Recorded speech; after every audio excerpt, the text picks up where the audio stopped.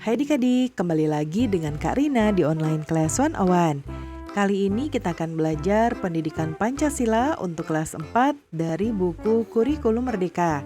Bab 1, mengenal lingkungan sekitar pada bagian Ayo Menulis di halaman 10 sampai dengan 11. Yuk di-subscribe dulu. Klik loncengnya, like dan share juga ya. Dan boleh juga di-subscribe channel Kak Rina yang lain untuk belajar bahasa Inggris di Learning Language Academy. Dan follow IG dan Facebooknya juga di @onlineclass101.id. Gimana kabar kalian hari ini adik-adik? Semoga semuanya dalam keadaan sehat ya. Yuk kita bahas Ayo Menulis. Tuliskan pendapatmu dari kasus-kasus berikut di buku tulismu. Nah, kasus pertama ya, ini ada ceritanya nih. Jadi Keiso memiliki orang tua dari suku Jawa dan Manado. Keiso beragama Kristen. Ia lama menetap di Surabaya. Namun, ia harus pindah ke Jakarta ikut kedua orang tuanya karena urusan pekerjaan. Ia senang bermain dengan teman-teman di sekitar rumahnya. Namun, teman-temannya sulit memahami bahasa dan gaya bicara Keiso. Apa yang seharusnya Keiso lakukan dan apa yang akan kamu lakukan jika kamu menjadi teman Keiso? Nah, kita lihat jawabannya di sebelah kanan. Apa yang harus dilakukan Keiso adalah beradaptasi dan belajar memahami bahasa yang sering digunakan anak-anak di sekitar rumahnya. Lalu berbicara menggunakan bahasa tersebut sedikit demi sedikit untuk melatih ya. Ketika saya menjadi teman Keiso, ini maksudnya teman. Saya akan menghargai dan belajar memahami bahasa yang Keiso gunakan serta meminta Keiso untuk menggunakan bahasa yang baik dan benar. Lalu untuk kasus kedua, ini ada Yana. Dia berasal dari kampung adat Cirende, penganut kepercayaan Sunda Wiwitan. Makanan pokoknya adalah ketela singkong. Ia bersahabat dengan Ajat yang beragama Islam dan makanan pokoknya adalah nasi. Kemudian mereka mendapatkan tugas dari sekolah untuk saling mengunjungi rumah sahabat dan saling memberikan makanan. Apa yang harus mereka lakukan untuk memenuhi tugas dari sekolah tersebut?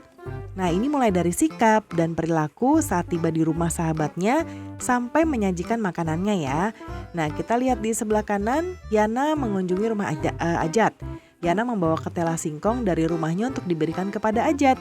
Ia mengetok pintu rumah Ajat untuk memastikan apakah ada di rumah. Nah, ini detail ya. Lalu Ajat membuka pintu dan meminta Yana untuk masuk ke rumahnya. Dengan sopan, Yana masuk dan duduk setelah dipersilahkan oleh Ajat. Kemudian di rumah Ajat, Yana disajikan makanan seperti nasi dan lauk pauk. Yana dan Ajat makan bersama dan saling menukar makanan. Makanan yang dibawa Yana diberikan kepada Ajat, memintanya untuk mencicipi makanan tersebut. Begitupun sebaliknya, Yana makan makanan yang disajikan Ajat. Sebelum makan, mereka berdua berdoa menurut kepercayaan dan keyakinannya masing-masing. Kemudian kasus yang ketiga ada Malika. Dia dan teman-temannya ingin menampilkan tari piring dalam acara pentas karnaval sepeda hias. Panitia memberitahukan bahwa sudah ada yang menampilkan tarian tersebut, padahal mereka sudah rajin berlatih. Waktu yang tersisa untuk latihan tari yang lain hanya 1 minggu lagi. Apa yang seharusnya Malika dan teman-temannya lakukan? Nah, mungkin Malika dan teman-temannya segera mencari alternatif tari yang lain untuk ditampilkan, serta yakin atas potensi dalam diri masing-masing, bahwa dalam waktu yang singkat dapat mempelajari dan menampilkan tarian yang lain dengan baik ya. Oke, pembelajaran kita sudah selesai nih adik-adik. Semoga pembelajaran kita kali ini bisa bermanfaat.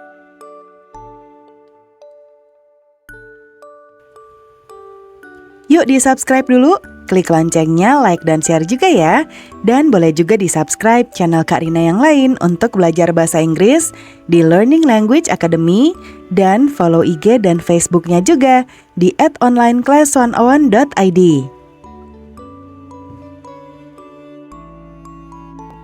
Terima kasih sudah menonton sampai akhir.